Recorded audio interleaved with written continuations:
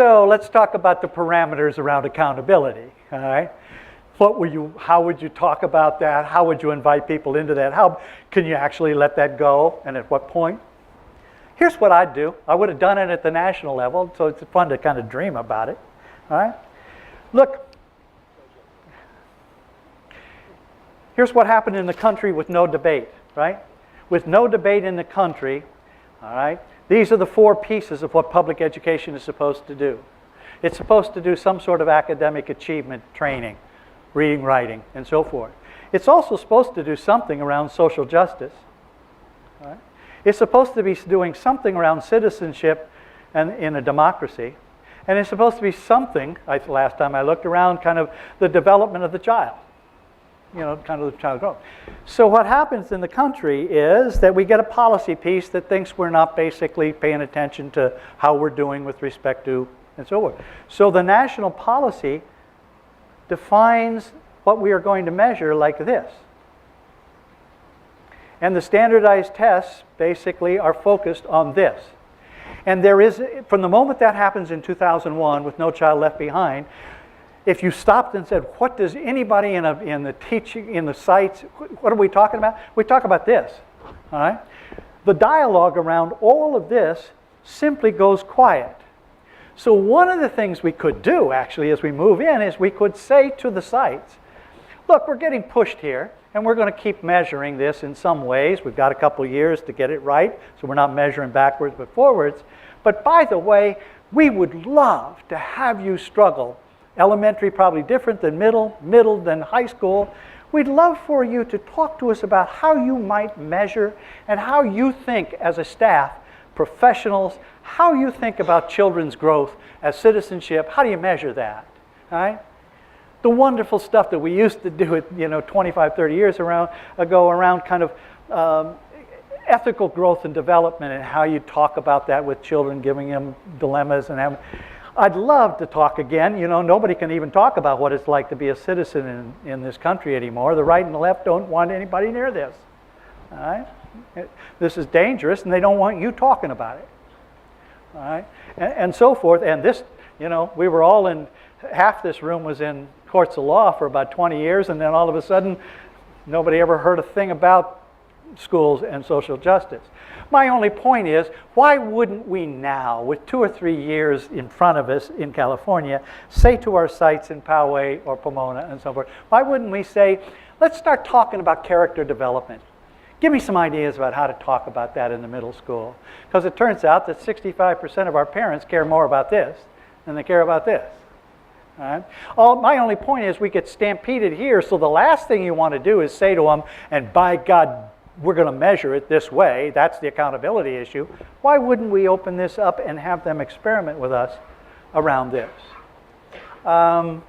It is the piece that the private schools, the really good private schools, do really well.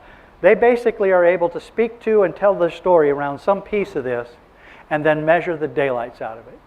And in some senses, it is as important in terms of their identity and their story and the arc of their so as it is any kind of academic work. It is still, in some senses, the correction that we have to make. Notice what we did. In the name of being internationally competitive, we stopped teaching geography, language, art, everything else in the world in order to be, what are we doing? But we have no ability to say, wait a minute, who's still thinking about this, talking about this, and how would we measure this? Because I think you're right. If you only measure this and talk about this, then this whole thing just goes quiet. And this is what we're doing. And Joe and I and Mary, we've been talking about this for several years. Who was the protector of this whole thing? Who should have been the voice with powerful language that stood up and said, yeah, we're doing this, but we're actually doing this, and we're not stopping doing this. We had no counter-narrative. And for 10 years, we've had no counter-narrative. Nobody was powerful enough in the profession to say, all we're able to do is find some halting words that say, no, that's too tight, the standard tests are bad. Yeah, they're bad. They're bad because they seize us up so narrowly that we lose everything. Not that they're wrong, it's the old Vietnam stuff, which is to say they're true, they're just not the truth. They aren't even close to the truth, all right? They were true. You know, we used to think out of Vietnam that body count was the truth. They were true, just that we decided to manage the thing as if they were the truth. And we're doing the same thing here. The test scores are true. They're not the truth. They're not even close. But we have no counter language. So I'd say, well, let's develop some. We know how to talk about this. And if we don't know how to measure it, you know, there's that great line, if it's worth measuring, it's probably not worth measuring.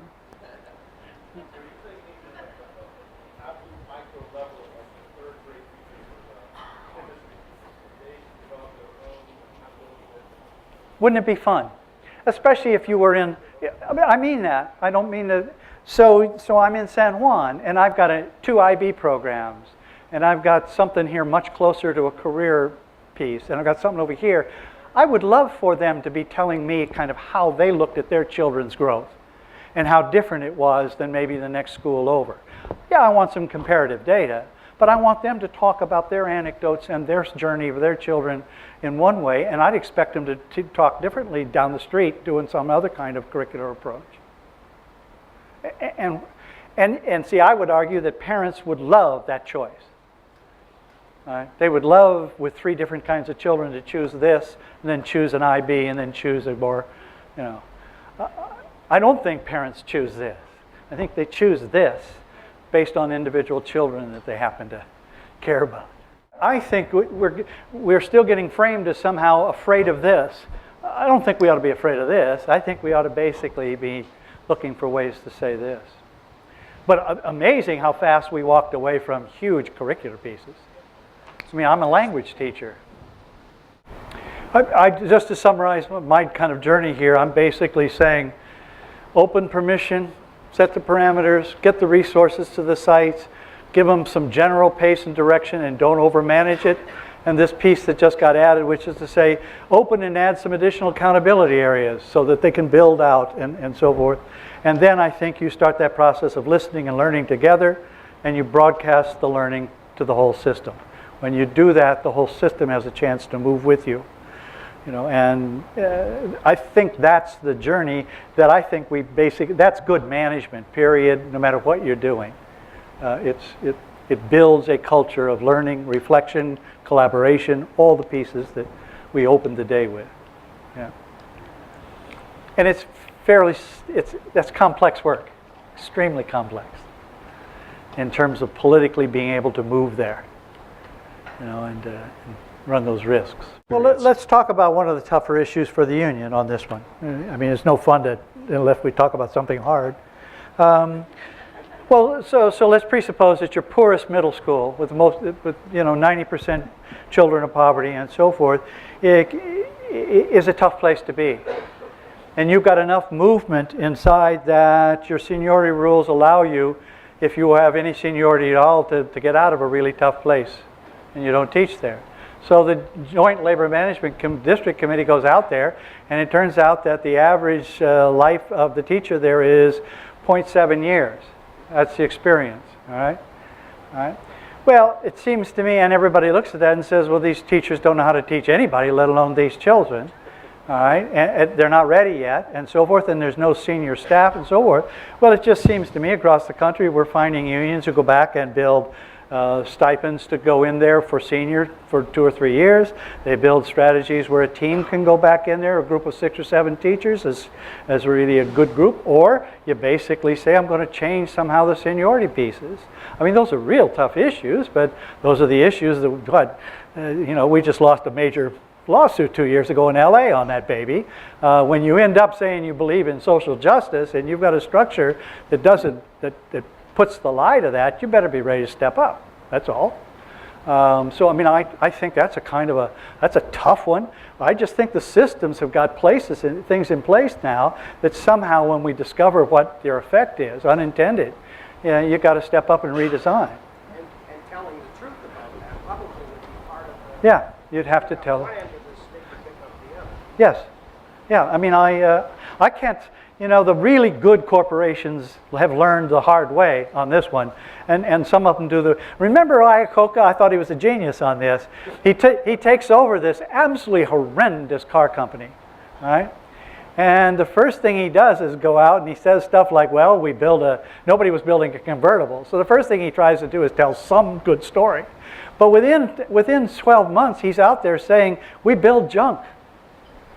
You know, his first public statement as a CEO was to say, we are fifth and last in the world in terms of quality, and so we got to work together.